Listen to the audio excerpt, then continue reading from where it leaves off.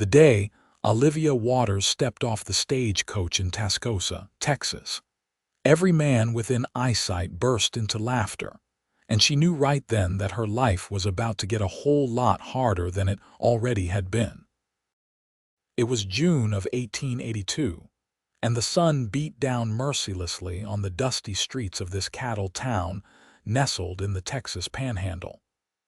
Olivia had traveled 3 weeks from St. Louis, responding to an advertisement for a cook at the Double R Ranch.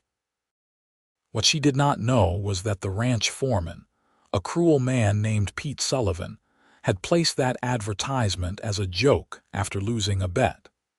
He had written it specifically vague, never expecting that anyone who did not fit his narrow idea of acceptable would actually show up. But Olivia had shown up, all 240 pounds of her, with her round face flushed from the heat, her simple brown dress stained with travel dust, and her carpetbag clutched hopefully in her hands. The laughter followed her down the main street as she asked directions to the Double R Ranch.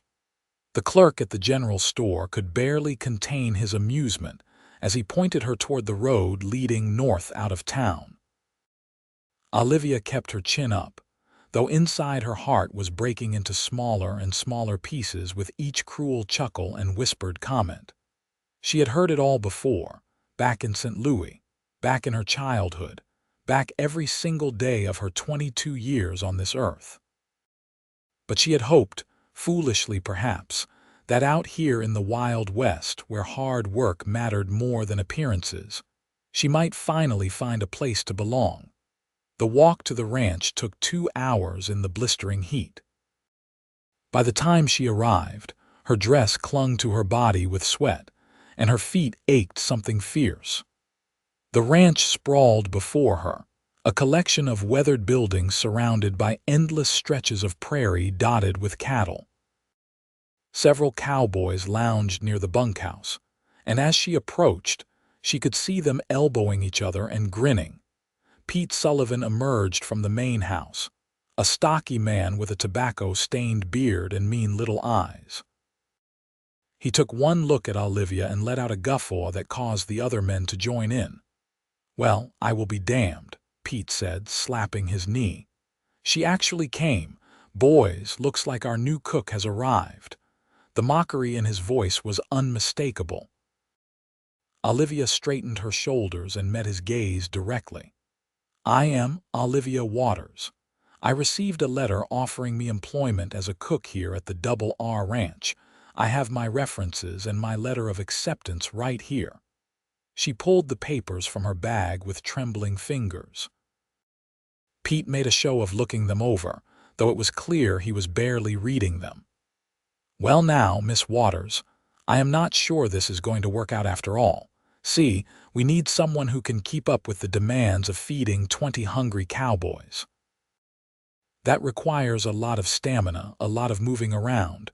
I am just not sure you are up to the task."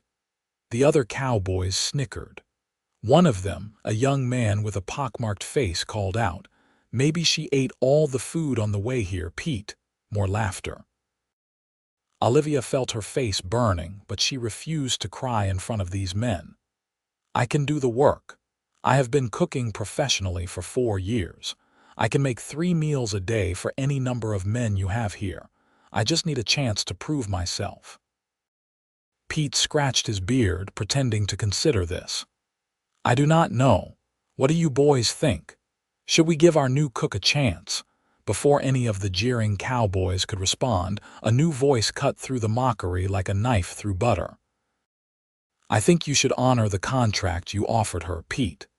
Every head turned toward the man who had spoken. He had just emerged from the horse barn, leading a beautiful Palomino mare. He was tall and lean, with broad shoulders and the kind of weathered face that came from years working under the sun. His hair was dark brown, almost black, and fell to just above his collar. His eyes were a striking gray blue, and right now they were fixed on Pete with an expression of clear disgust. Olivia guessed he was in his mid-20s, perhaps 26 or 27. "Now, Quentin, this does not concern you," Pete said, his jovial tone slipping. "Quentin Preston," the cowboy said, addressing Olivia directly and ignoring Pete entirely. He touched the brim of his hat respectfully. "I am one of the ranch hands here, madam, and you are right to expect that your contract be honored. Pete here sent out an advertisement for a cook, and you answered it in good faith. The fact that you traveled all the way from wherever you came from means this ranch owes you at least a fair trial period." "I am the foreman here, Preston, and I decide who works and who does not," Pete said, his face reddening. "Then I suggest you go fetch Mr. Richardson and tell him you are refusing to honor a contract his ranch made," Quentin said calmly. "I am sure he will be real interested to hear about it." The name Richardson caused Pete to hesitate. Olivia learned later that Jacob Richardson owned the Double R Ranch, and while he spent most of his time in Amarillo managing his other business interests, he was known to be a fair man who did not tolerate his foreman making the ranch look bad. Pete's jaw worked as he chewed on this problem. Finally, he spat into the dust. "Fine. She can have a week trial, but if the boys complain about the food or if she cannot keep up, she is out. No argument." "That seems fair," Quentin said, still looking at Pete with that same steady, challenging gaze. Olivia found her voice. "Thank you. I will not let you down." Pete grunted and gestured toward a small building near the main house. "Cook's shack is there. You will sleep in the room attached to the kitchen. Meals are at 6 in the morning, noon, and 6 at night. You will find supplies in the pantry. Do not expect any help." He turned and stalked away, the other cowboys gradually dispersing with disappointed looks, as if someone had just canceled their entertainment for the evening. Olivia stood there, clutching her carpetbag, feeling overwhelmed by everything that had just happened. She turned to thank the man who had defended her, but he was already leading his horse toward the water trough. She wanted to call after him, but her throat felt tight with emotion, so she simply walked toward the cook's shack, each step feeling heavier than the last. The cook's shack was basic but functional. The kitchen had a large cast iron stove, a work table, shelves of supplies, and a pantry stocked with flour, beans, salt pork, dried fruit, and various other staples. The attached room was tiny, barely big enough for the narrow cot and small dresser it contained, but it had a door that closed and a window that let in fresh air. After the boarding house she had been living in back in St. Louis, sharing a room with 3 other women, this felt like a palace. Olivia set down her bag and allowed herself exactly 2 minutes to sit on the cot and process everything that had happened. Then she stood up, rolled up her sleeves, and got to work. It was already late afternoon, which meant she had less than 2 hours to prepare supper for 20 men. She had been telling the truth about her experience. After her parents died when she was 18, Olivia had worked in restaurant kitchens and boarding houses, learning to cook large quantities of food efficiently. She knew cowboys would expect hearty, simple fare, nothing fancy, just good solid food that stuck to your ribs. For this first meal she decided on salt pork with beans, cornbread, and dried apple cobbler. Nothing complicated, but if she did it right, it would be satisfying. As she worked, her body moved with practiced efficiency despite her size. She had learned long ago that she might be heavy, but she was also strong. She could lift a full pot of beans without help, could knead bread dough until it was perfect, could work for hours without stopping. The cruel comments about her size always hurt, but they were lies. She knew what her body could do. The dinner bell rang at 6 sharp.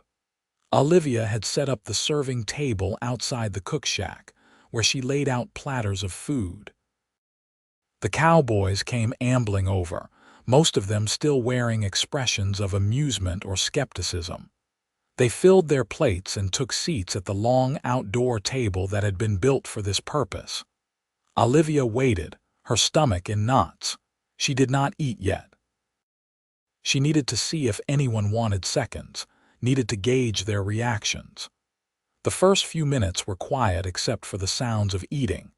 Then one of the older cowboys, a grizzled man with gray in his beard, called out, "Miss Waters, this is some mighty fine cornbread. Best I've had in months." A few other men grunted in agreement. Olivia felt a tiny flicker of hope. By the time the meal was finished and the men were scraping their plates clean of the apple cobbler, she could tell she had won at least a partial victory. The food spoke for itself. Quentin Preston was the last to get his food, and he ate alone, sitting on the fence rail near the horse corral. Olivia watched him from the corner of her eye as she cleaned up. He ate slowly, thoughtfully, and when he was finished, he brought his plate over to her washing station. "Thank you for the meal, Miss Waters. It was excellent." She looked up at him, this stranger who had defended her for no reason other than it was the right thing to do. "Thank you for what you did earlier. You did not have to speak up for me." "Yes, I did," he said simply. "What Pete did was wrong. He had no right to treat you that way." "Why did you do it? You do not even know me." Quentin was quiet for a moment, his gray-blue eyes thoughtful. "My mother was a big woman, not quite as tall as you, but heavy-set, strong. She could outwork any two men on our farm back in Missouri. But people made jokes about her, said cruel things. It hurt her, even though she pretended it did not. I learned young that the size of a person has nothing to do with their worth. I also learned that men who mock women for their appearance are generally covering up their own inadequacies." Olivia felt tears pricking at her eyes, but she blinked them back. "Is your mother still in Missouri?" A shadow crossed his face. "She died 6 years ago. Fever took her. My father passed a year after that from a broken heart, I think. I came out west to start fresh. I am sorry for your loss. And I am sorry that you had to experience what you did today, but I hope you will stay. This ranch needs a good cook, and from what I tasted tonight, you are exactly what we need." Before she could respond, he tipped his hat and walked away into the gathering dusk. Olivia stood there, her hands in the dishwater, feeling something she had not felt in a very long time. Hope.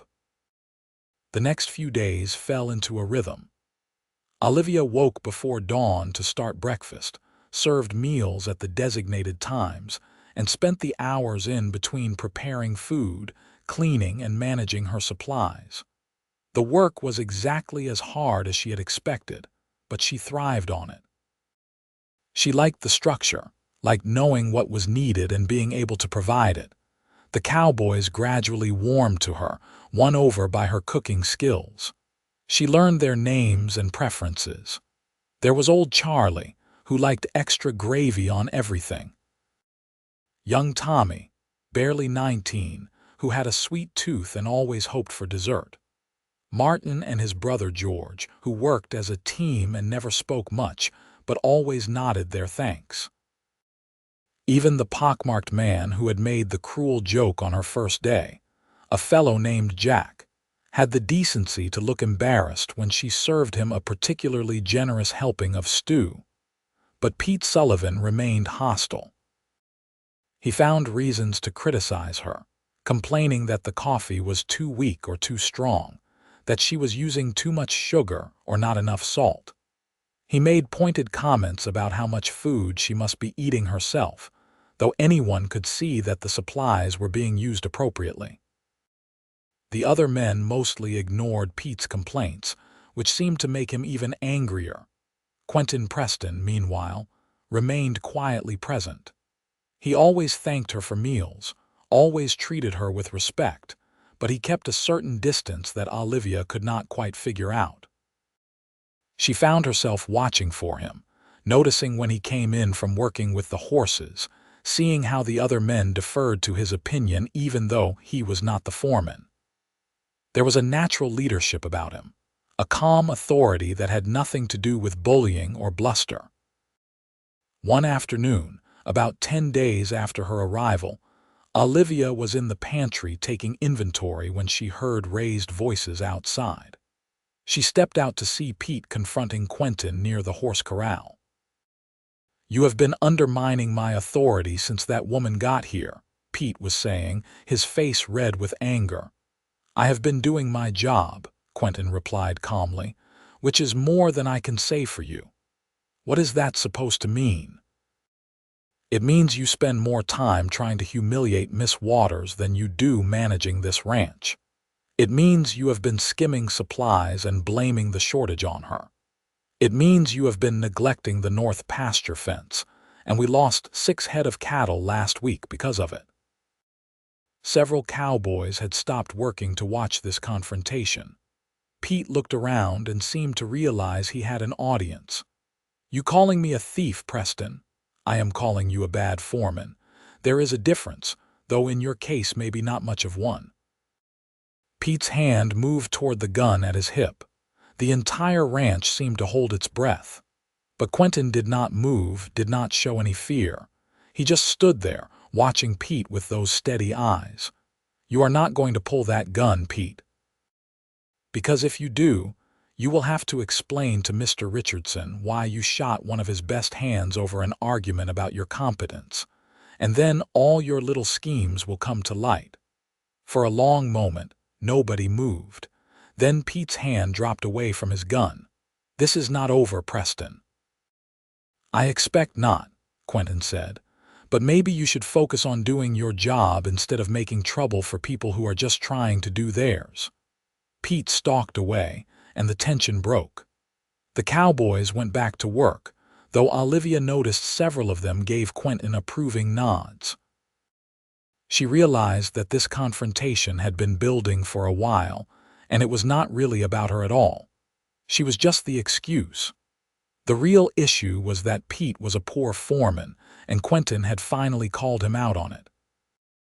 That evening, after she had served supper and the men had dispersed, Quentin appeared at her washing station again. The sun was setting, painting the sky in shades of orange and purple that seemed to set the prairie on fire. "I apologize if I made things harder for you today," he said without preamble. "You were defending me again," Olivia said, "though it sounded like there was more to it than just me. Pete has needed to be called out for months. I should have done it sooner. I just did not want to cause trouble." "But you were willing to cause trouble for me, on my first day when you did not know anything about me." Quentin leaned against the fence post, his profile sharp against the colorful sky. "Like I said, it was the right thing to do. Besides, I had a good feeling about you." "Based on what?" "The way you stood up to Pete, the way you kept your dignity even when those men were laughing. That takes strength." He paused. "I have known a lot of people in my life, Miss Waters. Most of them fold when things get hard. You did not fold. You just asked for a fair chance. That told me everything I needed to know about your character." Olivia felt warmth spreading through her chest that had nothing to do with the summer heat. "Why do you suppose people are so cruel about things that do not matter? My size does not affect my ability to cook. It does not make me less intelligent or less capable, but people see me and that is all they can see." "Because people are lazy," Quentin said bluntly. "It is easier to judge someone by their appearance than to take the time to know them. It is easier to laugh at someone different than to question why you feel the need to laugh."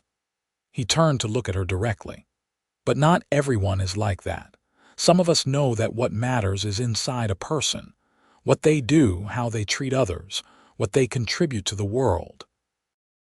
"Is that what you saw in me? Someone who contributes?"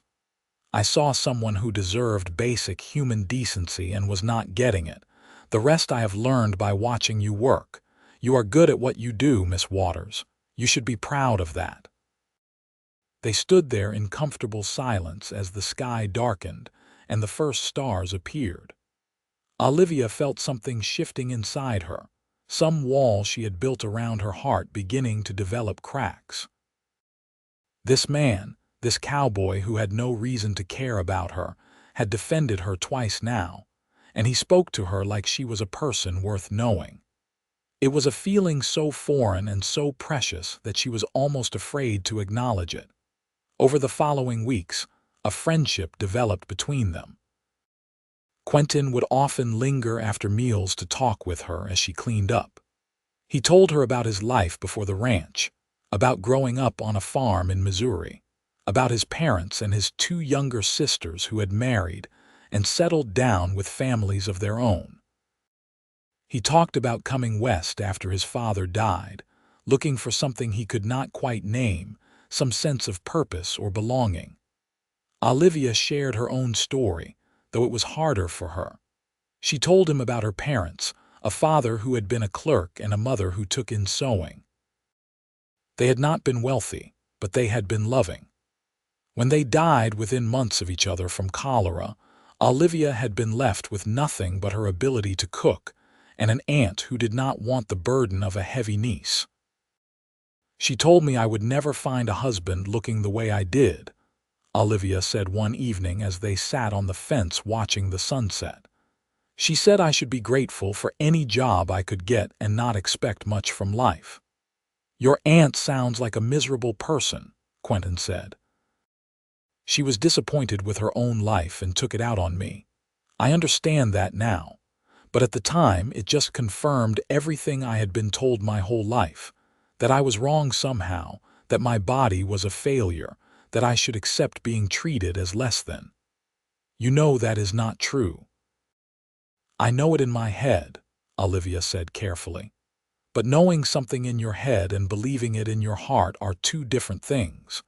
When everyone treats you a certain way your entire life, it is hard not to internalize it."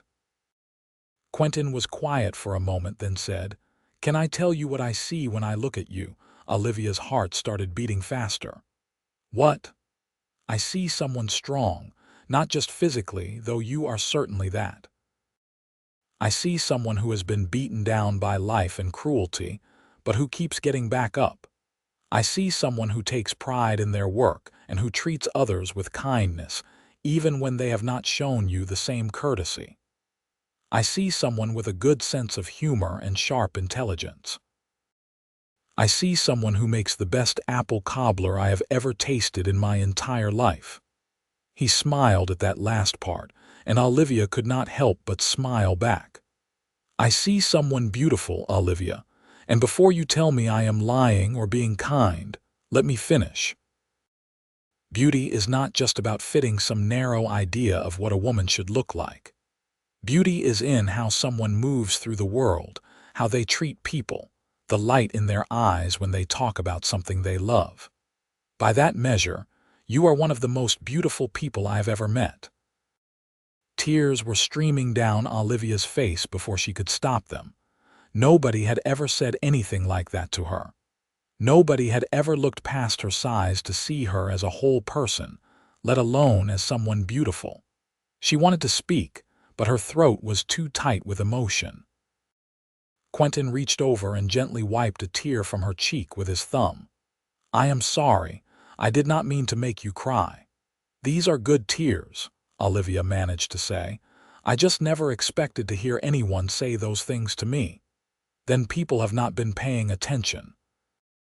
They sat there in the gathering darkness, and Olivia felt something blooming inside her that she had never allowed herself to feel before. The possibility of being loved. The possibility of being wanted for who she was, not in spite of what she looked like. It was terrifying and exhilarating all at once, but the peace at the Double R Ranch was not to last. Pete Sullivan, humiliated by his confrontation with Quentin and angry at how the ranch hands had transferred their loyalty, began plotting his revenge. He could not attack Quentin directly without risking his position, but he could make life difficult for Olivia, and by extension, make Quentin look bad for defending her. One morning, Olivia woke to find her pantry had been raided in the night. Flour sacks had been cut open and spilled across the floor, jars of preserves had been smashed, and someone had let mice into the space to make it look like a natural infestation. But the destruction was too thorough, too deliberate. This was sabotage. When the cowboys arrived for breakfast and found that Olivia could only offer them coffee and leftover cornbread because her supplies had been destroyed, Pete made a great show of disappointment. "This is unacceptable, Miss Waters. How could you let this happen?" "Someone broke into the pantry last night," Olivia said, trying to keep her voice steady. "The damage was deliberate." "Are you suggesting one of our men would do such a thing?" Pete said with mock outrage. "That is a serious accusation." "I am not accusing anyone. I am just stating what happened." "What happened is you failed to properly secure the supplies, and now the men will go hungry. This is exactly the kind of incompetence I warned Mr. Richardson about." Quentin, who had been examining the pantry, came out with a grim expression. This was not incompetence or mice. "Someone used a knife to cut open these sacks. You can see the clean cuts, and the door was forced open from the outside. Someone deliberately sabotaged Miss Waters." "That is a convenient excuse," Pete said. "It is the truth," Quentin said flatly. "And I have a pretty good idea who is responsible." The two men stared at each other, the accusation hanging in the air between them. Before things could escalate, old Charlie spoke up. "Pete, why do not you ride into town and wire Mr. Richardson about this? He should know what is happening on his ranch. And while you are at it, you can pick up new supplies for Miss Waters so she can get back to cooking. We all know she has been doing a fine job, and this was not her fault." Several other cowboys murmured their agreement. Pete's face turned red, but he was trapped. If he refused, it would look suspicious. If he went, he would have to admit to Mr. Richardson that there were problems at the ranch, problems that reflected badly on his management. "Fine," Pete spat. "But this is coming out of her wages." "Like hell it is," Quentin said. "This was not her fault, and she should not pay for someone else's vandalism." Pete mounted his horse and rode off toward town, leaving a tense atmosphere behind him. Olivia felt shaken by the whole incident. She had known Pete disliked her, but to actively sabotage her work felt like an escalation into dangerous territory. Quentin helped her clean up the pantry while the other men went about their work. As they swept up the spilled flour and disposed of the ruined food, he said, "I am sorry this happened. Pete is getting desperate. He knows his time as foreman is limited and he is lashing out." "Will Mr. Richardson fire him?" "I do not know. Pete has been here longer than most of us. He has some loyalty built up, but this cannot continue." "Maybe I should just leave," Olivia said quietly. "I do not want to cause problems for everyone." Quentin stopped sweeping and looked at her intently. "Do not you dare say that. You have every right to be here. You have done nothing wrong. If anyone should leave, it is Pete. But he is not going to leave, is he? He is just going to keep making my life miserable. Then we will deal with it, together." That word "together" sent a shiver through Olivia. It implied a partnership, a united front. It implied that Quentin saw her as someone worth fighting for, worth standing beside. "Why are you doing this?" she asked. "Why do you keep defending me and helping me? What do you get out of it?" Quentin set down his broom and took a step closer to her. They were standing in the small pantry, close enough that she could see the flecks of darker blue in his gray eyes. "You really not know?" he asked softly. Olivia's breath caught. "Know what?" "That I care about you. That I have cared about you since the day you stepped off that stagecoach and held your head high despite all those cruel laughs. That I admire your strength and your kindness. That I enjoy every conversation we have. That I look forward to meal times not because of the food, though it is excellent, but because it means I get to see you." He reached out and gently took her hand. "I am defending you because you matter to me, Olivia. You matter a great deal." Olivia felt like her heart might burst right out of her chest. She wanted to believe what he was saying, wanted it so desperately it hurt. But a lifetime of rejection and mockery made her cautious. "Quentin, I am not what men want. I am not dainty or delicate. I am heavy and plain, and I take up too much space. I do not understand why you would care about someone like me when there are so many other women who would be easier to care for." "I do not want easy," Quentin said firmly. "I want real. I want someone who knows what it is like to struggle, to fight for their place in the world. I want someone who has character and strength. I want you, Olivia, exactly as you are." She searched his face for any sign of deception or pity, but all she saw was sincerity. Slowly, carefully, she squeezed his hand. "I care about you too," she whispered. "I was afraid to admit it, even to myself, but I do." Quentin smiled, a real, genuine smile that transformed his usually serious face. "Then we will figure this out together, all of it. Pete, the ranch, whatever comes next, together." He lifted her hand to his lips and kissed her knuckles gently, a gesture so tender and respectful that it brought tears to her eyes for the second time in their acquaintance. This man, this kind and decent man, saw her, really saw her. And he chose her anyway. The revelation of their feelings for each other changed everything and nothing at once. They still had to be careful, because any open display of affection would give Pete ammunition to use against them. But in stolen moments, in quiet conversations after the work was done, they began building something precious between them. When Pete returned from town with new supplies, he brought news that Mr. Richardson would be visiting the ranch in a week to assess the situation personally. This announcement changed the entire dynamic. Everyone knew that Pete's job was on the line, which made him even more volatile and unpredictable. The week leading up to Mr. Richardson's visit was tense. Pete watched Olivia like a hawk, looking for any mistake he could use against her. But Olivia, knowing what was at stake, performed flawlessly. Every meal was excellent, every supply was accounted for, every aspect of her job was executed with precision. Quentin, meanwhile, documented everything he could about Pete's mismanagement. The skimmed supplies, the neglected maintenance, the lost cattle. He gathered statements from other ranch hands who had witnessed Pete's behavior.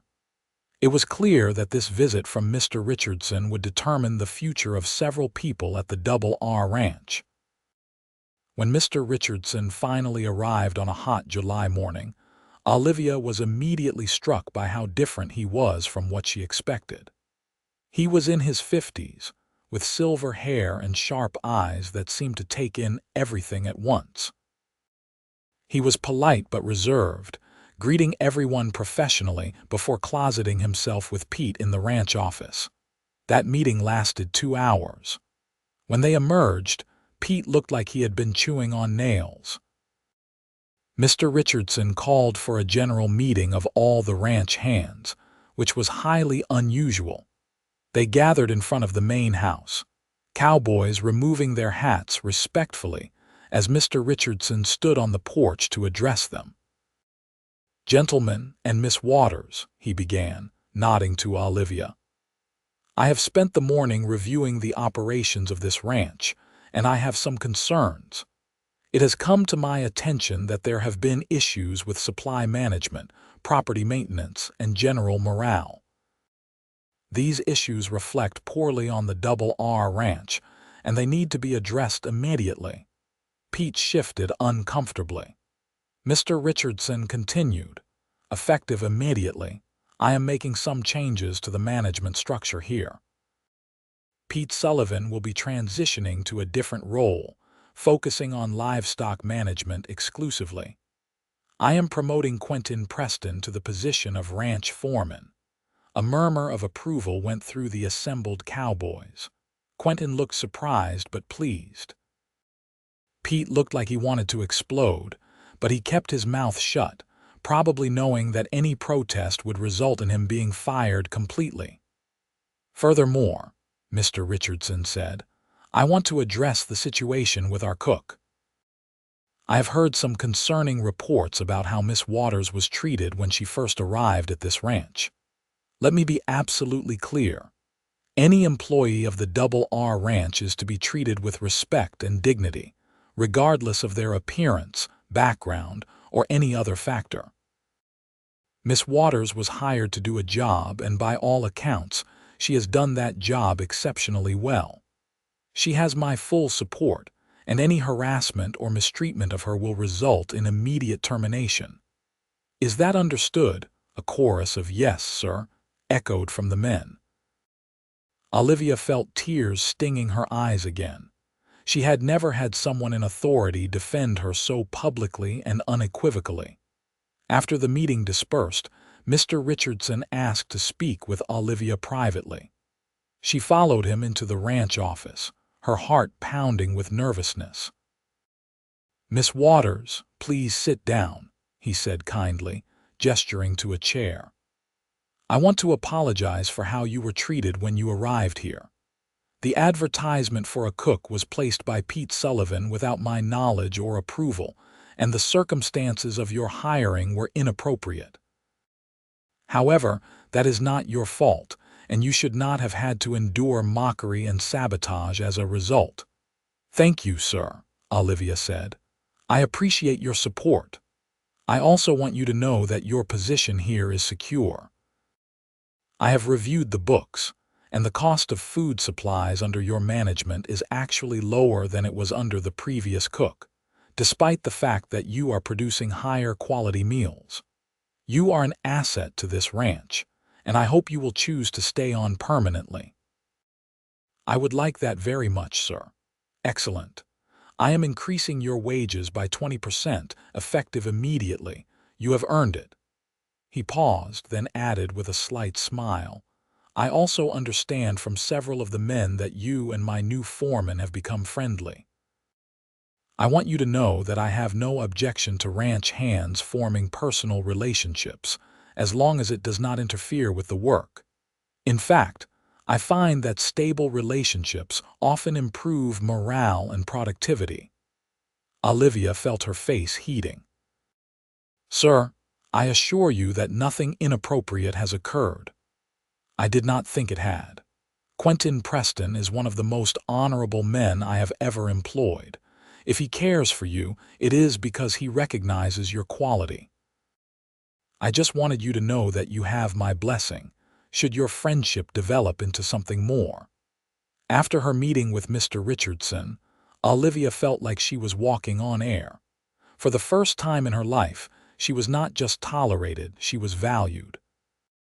Her work was appreciated, her presence was welcomed, and the man she cared for had been promoted to a position of real authority.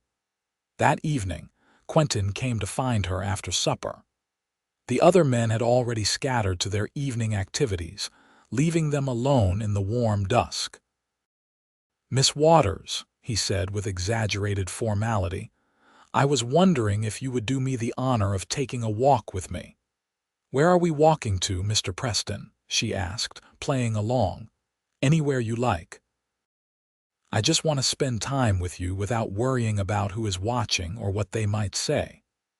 They walked beyond the ranch buildings, out onto the open prairie where the grass swayed in the evening breeze. The sky was putting on another spectacular show, all purples and golds and deep blues. When they were far enough from the ranch that they could not be seen, Quentin took her hand in his. "This has been quite a day," he said. "It has been quite a month," Olivia replied. "A month ago, I stepped off that stagecoach thinking I had made a terrible mistake. Now I have a permanent job, a fair wage, and the respect of my employer. And a foreman who is hopelessly in love with you," Quentin added. Olivia stopped walking and turned to face him. "What did you say?" "I said I am in love with you, Olivia Waters. I know it is fast, and I know we have not known each other very long, but I have never been more certain of anything in my life. You are everything I have been looking for. You are strong and kind and talented. You make me laugh. You challenge me to be better. and when I think about my future, all I can see is you in it." Olivia felt overwhelmed with emotion. All her life, she had been told she was unlovable, that no man would ever want her. And here was Quentin Preston, a good and decent man, telling her he loved her.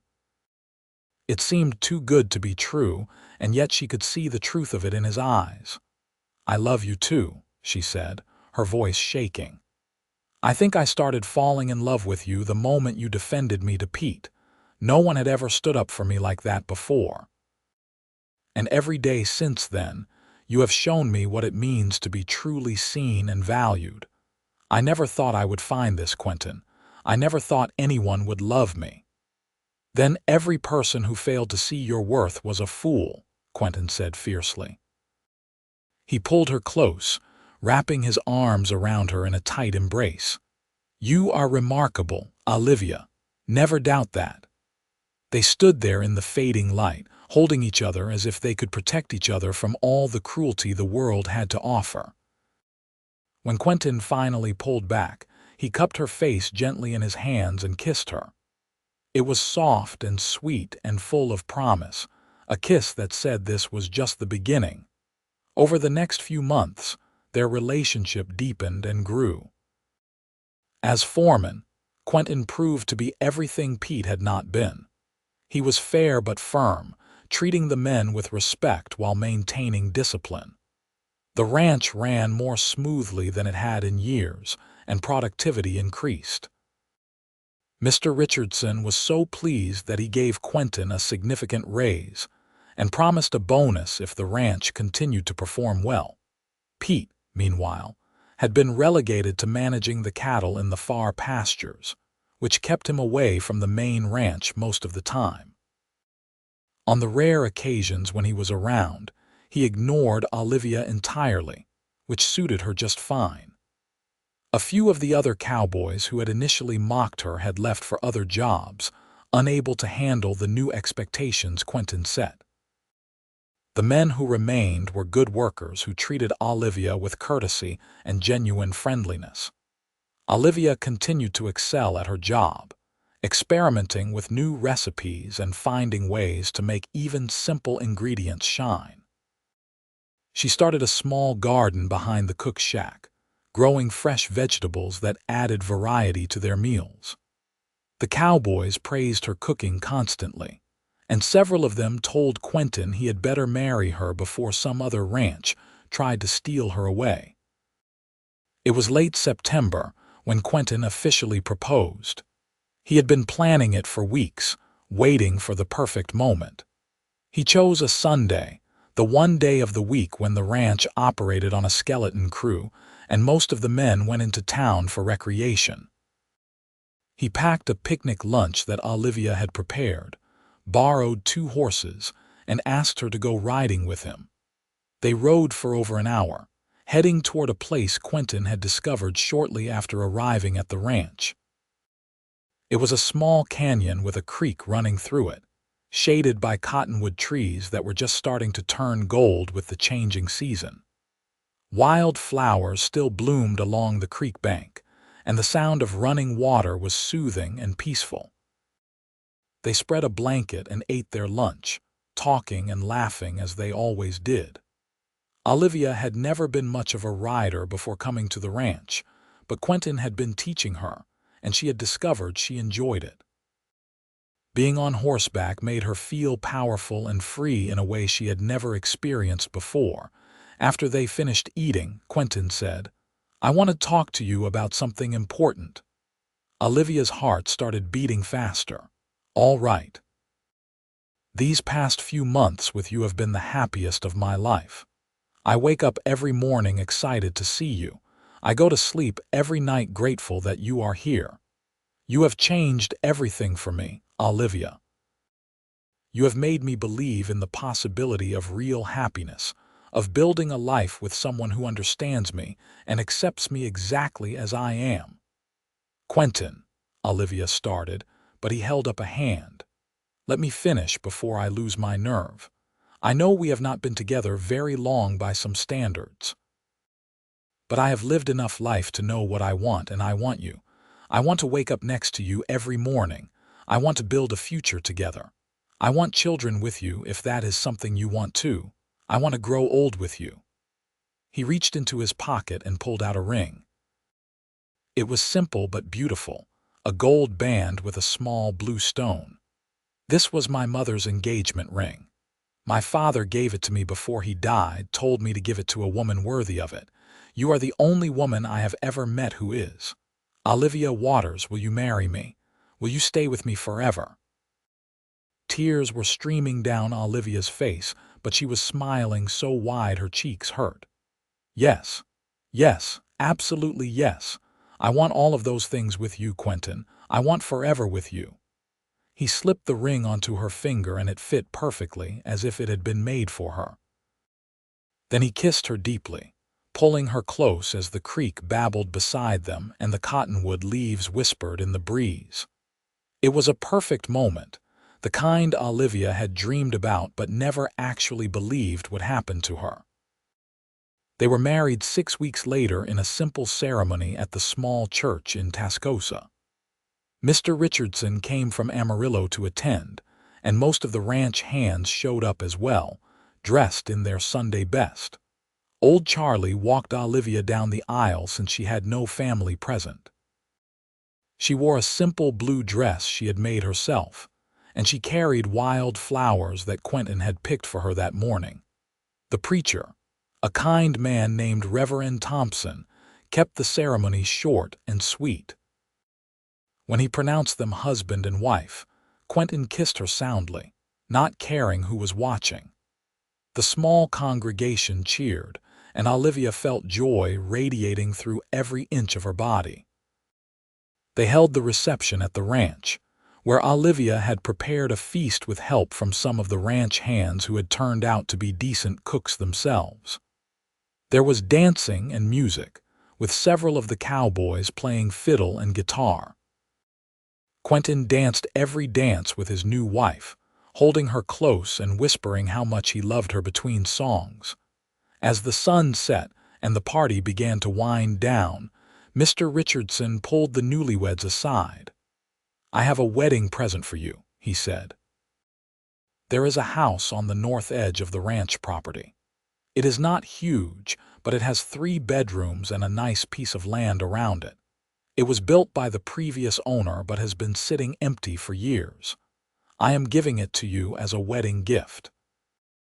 Consider it payment for excellent work and a vote of confidence in your future here." Olivia and Quentin were overwhelmed by this generosity. They thanked Mr. Richardson profusely, and the next day they rode out to see their new home. It was a sturdy wooden house with a front porch, large windows, and yes, 3 bedrooms that would be perfect for the family they hoped to build. It needed some work, but nothing too serious. They spent their first weeks of marriage fixing it up, painting walls, repairing the porch and making it truly theirs. Olivia continued her job as ranch cook, but now she had help. Mr. Richardson hired a young woman named Sarah to assist in the kitchen, which freed up some of Olivia's time to focus on her home and her marriage. Sarah was 17 and eager to learn, and she treated Olivia with respect and admiration, often saying she hoped to be as good a cook someday. Life settled into a beautiful rhythm. Quentin managed the ranch with skill and integrity, earning the respect of everyone who worked with him. Olivia cooked and managed her household, finding joy in creating a home filled with love and warmth. They had dinner together every evening, talking about their days and making plans for their future. In the spring of 1883, Olivia discovered she was pregnant. She told Quentin one evening as they sat on their front porch watching the sunset, a ritual they had maintained throughout their marriage. "I have some news," she said, taking his hand. "Good news or bad news? Good news. Very good news. We are going to have a baby." Quentin's face lit up with pure joy. He pulled her into his arms, laughing and crying at the same time. "A baby. We are going to have a baby." "Oh, Olivia, I am so happy I can barely stand it. I am happy too, and terrified. What if I am not a good mother? You will be an excellent mother, Quentin said firmly. You are kind and patient and loving. Our child will be so lucky to have you. The pregnancy was not easy. Olivia's size, which had never caused her health problems before, did create some complications. She swelled more than expected, and the summer heat made her miserable. But Quentin was attentive and supportive, bringing her cool water, rubbing her aching feet, and constantly telling her how beautiful she looked carrying their child. In November of 1883, after a long and difficult labor, Olivia gave birth to a healthy baby boy. They named him Samuel Preston, after Quentin's father. Samuel had his mother's brown eyes and his father's dark hair, and from the moment he entered the world, he was loved beyond measure. Quentin was a devoted father, involved in every aspect of Samuel's care. He changed diapers, walked the floor with a crying baby in the middle of the night, and could often be found just staring at his son with an expression of wonder on his face. Olivia had worried that motherhood might be difficult for her, that her own painful childhood might have left her unprepared. But she discovered that loving Samuel came naturally. She sang to him, read to him even though he was too young to understand, and marveled at every tiny milestone. She was determined that her son would grow up knowing he was wanted and valued, that his worth was inherent and not dependent on anyone's judgment. When Samuel was 6 months old, Mr. Richardson came to visit and brought surprising news. He was retiring and selling off most of his business interests, including the Double R Ranch, but he wanted to sell the ranch to someone who would continue running it well. I am offering to sell you the ranch, Quentin, he said as they sat in the Prestons' living room. I know you do not have the full amount of capital needed to buy it outright, but I am willing to work out a payment plan. You have proven yourself more than capable of managing this property, and I trust you to continue building on the success you have already achieved. Quentin and Olivia looked at each other, a silent conversation passing between them. This was a huge opportunity, but it was also a significant risk. Owning the ranch would mean debt, responsibility, and even longer hours of work. But it would also mean security, a legacy they could pass on to Samuel and any other children they might have. We will do it, Quentin said, and Olivia nodded her agreement. The paperwork was finalized over the next few months. By the summer of 1884, Quentin and Olivia Preston owned the Double R Ranch. Quentin renamed it the Preston Ranch, and under their ownership it prospered. They hired good men, paid fair wages, and treated everyone with respect. Word spread that the Preston Ranch was a good place to work, and they never had trouble finding quality ranch hands. In the fall of 1885, Olivia gave birth to their second child, a daughter they named Margaret Rose, after both their mothers. She was a tiny thing compared to her robust older brother, with delicate features and her father's gray-blue eyes. Samuel, now almost 2 years old, was fascinated by his baby sister and wanted to help with everything. As the years passed, the Preston family grew and flourished. They had 2 more children, another boy named William and a second daughter named Caroline. Their house rang with laughter and noise, with the chaos of a busy family and the warmth of genuine love. Olivia never forgot where she came from or what she had endured before finding her place in the world. She made a point of hiring people that others might overlook, giving chances to workers who had disabilities or difficult backgrounds. She taught her children that every person had value, regardless of their appearance or circumstances. The Double R Ranch, now the Preston Ranch, became known throughout the Texas Panhandle as one of the best-run operations in the region. Quentin's fair management and Olivia's hospitality created a reputation that drew both good workers and good business. They expanded gradually, buying adjacent land when it became available, diversifying into horses as well as cattle. Pete Sullivan left Texas entirely sometime in 1886. They heard through the grapevine that he had tried to start his own ranch in New Mexico, but failed due to poor management. Olivia felt a twinge of pity for him, understanding that his cruelty had come from his own insecurities and failures. But mostly, she just felt grateful that he was no longer part of their lives. As the children grew older, they each developed their own personalities and interests. Samuel loved working with the cattle and announced at age 10 that he wanted to be a rancher just like his father. Margaret was bookish and dreamed of becoming a teacher. William had a gift with horses that exceeded even his father's considerable skill. And Caroline, the baby of the family, was fearless and adventurous, always getting into scrapes and coming home covered in dirt. Through all the busy years of raising children and running a ranch, Quentin and Olivia never lost the connection they had forged in those early days. They still took time for evening walks when they could manage it, still talked late into the night about everything and nothing. Quentin still told Olivia she was beautiful, and she finally believed him.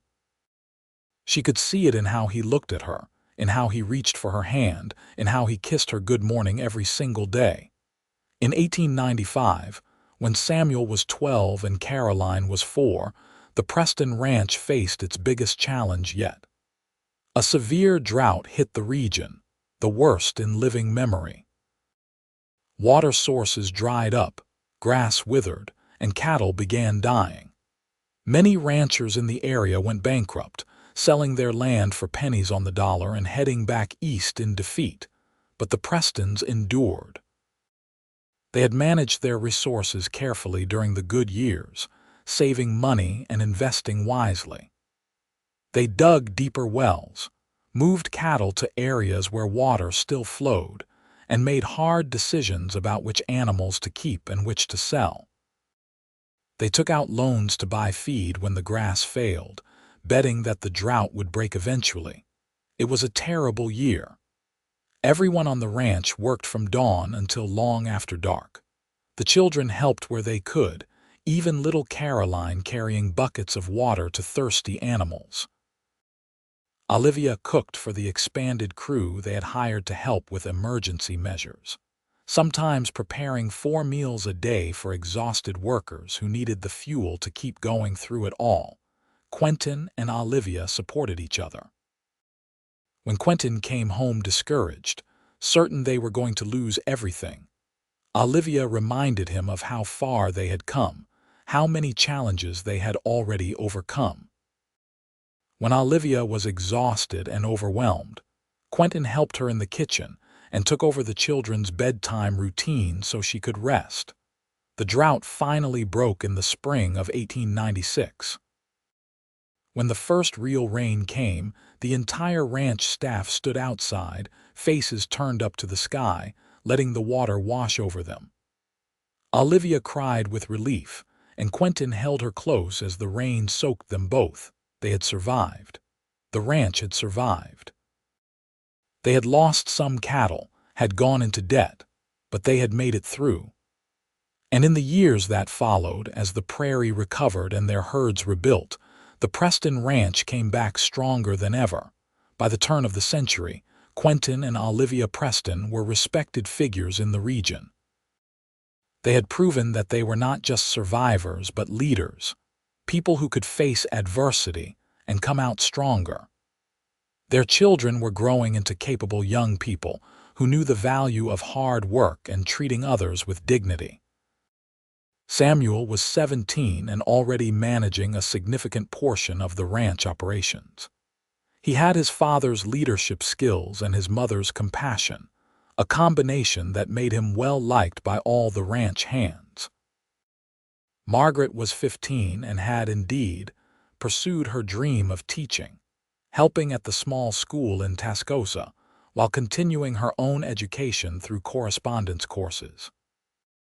William, at 13, had become the ranch's primary horse trainer, with a reputation for being able to work with even the most difficult animals.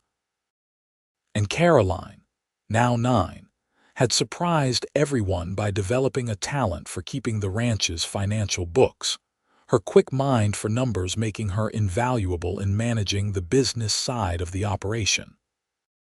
One evening in the late summer of 1900, Quentin and Olivia sat on their porch as the sun set, just as they had done thousands of times before. The children were all occupied with their own activities, giving their parents a rare moment of peace. "You ever think about that first day?" Quentin asked. "When you stepped off the stagecoach and everyone laughed?" "Sometimes," Olivia said.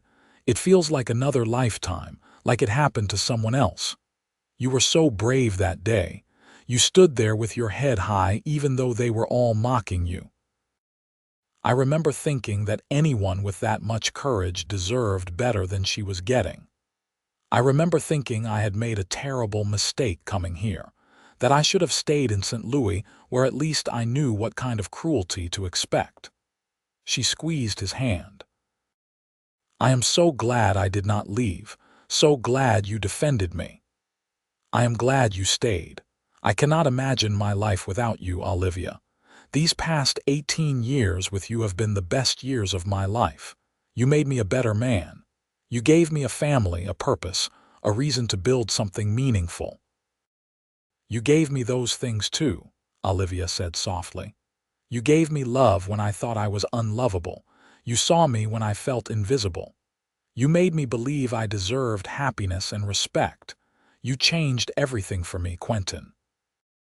They sat in comfortable silence, watching the sky turn from gold to pink to purple. The sounds of the ranch settling down for the night surrounded them, familiar and comforting. Somewhere inside the house, they could hear their children laughing about something, the sound of a family at ease with each other. "You know what I think about sometimes," Quentin said. "I think about how close we came to never meeting. If Pete had not placed that advertisement as a joke, you would not have come here. If I had not happened to be at the ranch that day instead of out on the range, I might not have been there to defend you. There were so many ways this could have gone differently." "But it did not go differently," Olivia said. "We found each other, and we built this beautiful life together. We did, and I would not change a single thing about it." As they continued to sit there in the gathering darkness, Olivia reflected on the journey that had brought her to this moment. She thought about the girl who had stepped off that stagecoach 18 years ago, carrying nothing but a carpet bag and a desperate hope for a fresh start. That girl had been so wounded, so convinced of her own unworthiness. She thought about all the people who had told her she was less than, who had mocked her size and dismissed her worth. She thought about her aunt's cruel words, about the laughter that had followed her through her youth, about Pete Sullivan's malicious attempt to humiliate her. And then she thought about Quentin, about how he had seen past all of that to the person she truly was, about how his faith in her had given her the strength to believe in herself, about how their love had created this wonderful, chaotic, beautiful family, and this prosperous ranch, and this life she never could have imagined. The cruelty she had endured had not disappeared from the world. There were still people who judged others harshly, who found humor in mocking those who were different. But she had learned that those people did not define her worth. Their opinions were not facts. Their narrow views said more about their limitations than about her reality. She had learned that she was strong, capable, and yes, beautiful. Not in spite of her size, but simply as she was, a whole person deserving of love and respect. She had learned that the right person would see her fully and love her not despite her perceived flaws, but because of the totality of who she was. In 1905, Samuel married a lovely young woman named Alice, who had moved to the area with her family 2 years earlier. The wedding was held at the ranch, a grand celebration that brought together their extended community. Watching her son pledge his life to the woman he loved, Olivia felt the circle completing. She and Quentin had shown their children what true love looked like, and now those children were building their own loving relationships. Margaret met a fellow teacher named James during one of her trips to Amarillo for an education conference. He courted her respectfully for a year before proposing, and they married in 1907. William showed no signs of settling down, too focused on his work with horses, but Olivia did not worry. He would find love in his own time, just as she had. And Caroline, fierce and independent Caroline, announced at 15 that she had no intention of marrying anyone unless she met someone who could keep up with her both intellectually and in terms of ambition. Olivia laughed and told her daughter that was exactly the right attitude to have. As the years continued to pass, Quentin and Olivia became grandparents, delighting in the next generation. Samuel and Alice had 3 children. Margaret and James had 2. Even William eventually found love, marrying a widow named Hannah who shared his passion for horses, and they had twin girls who were absolutely fearless around even the largest horses. The ranch continued to prosper under the Preston family's management. They weathered economic downturns, changing markets, and all the challenges that came with running a large operation. But they had learned from that terrible drought year that careful management, saved resources, and community support could see them through anything. In 1915, as Olivia approached her 55th birthday, she and Quentin took a rare trip, leaving the ranch in Samuel's capable hands for 2 weeks while they traveled to San Antonio. It was the first real vacation they had taken in years, and they spent their time exploring the city, eating at restaurants and simply enjoying each other's company without the constant demands of ranch life. One evening, as they walked along the San Antonio River, Quentin stopped and pulled Olivia close. "You remember what I asked you all those years ago by the creek near the ranch? You asked me to marry you. I asked you to stay forever, and you said yes." He smiled, that same warm smile that still made her heart flutter after all these years. "Thank you for staying, Olivia. Thank you for building this life with me. Thank you for every day of the past 33 years. Thank you for asking me to stay," Olivia said, tears in her eyes. "Thank you for seeing me when no one else did. Thank you for loving me." They kissed there by the river as the evening lights reflected on the water, 2 people who had found each other against all odds and had built something lasting and true. When they returned to the ranch, they found that Samuel had handled everything perfectly, just as they knew he would. The transition of responsibility from one generation to the next was happening naturally, allowing Quentin and Olivia to step back slightly from the daily operations while still remaining involved and available for advice. This gradual shift gave them more time together, more evenings on the porch, more lazy Sunday afternoons. They had worked hard for decades, building their ranch and raising their family. Now they could enjoy the fruits of that labor, surrounded by children and grandchildren, secure in the knowledge that the Preston Ranch would continue for generations to come. Quentin remained healthy and active well into his 60s, still riding out to check on the herds, still making decisions about ranch operations. Olivia continued to cook, though now more for pleasure than necessity, teaching her daughters and daughters-in-law her recipes and techniques. She had written down all her recipes in a thick notebook, creating a legacy of meals that had fed generations of ranch hands and family members. In 1920, the ranch celebrated 40 years under Preston ownership. They threw a huge party, inviting everyone who had ever worked for them, all the neighboring ranchers, the entire town of Tascosa. It was a joyous celebration of community and perseverance, of the power of treating people right and working hard. During the party, old Charlie, now in his 80s and long retired but still living in a cottage on the ranch property, stood up to give a toast. "I have worked on a lot of ranches in my long life," he said, his voice still strong despite his age. "But none of them ever felt like home the way this one does. And that is because of two people, Quentin and Olivia Preston. They built more than a successful ranch. They built a family, a community, a place where people are valued and respected. I am honored to have been a part of it." The crowd raised their glasses, and Olivia felt overwhelmed with gratitude for this life she had been given. She looked around at all the faces, at her children and grandchildren, at the ranch hands who had become like family, at the community that had embraced them. As the party continued, Quentin pulled her aside for a quiet moment. "We did good, did not we?" he said. "We did very good," Olivia agreed.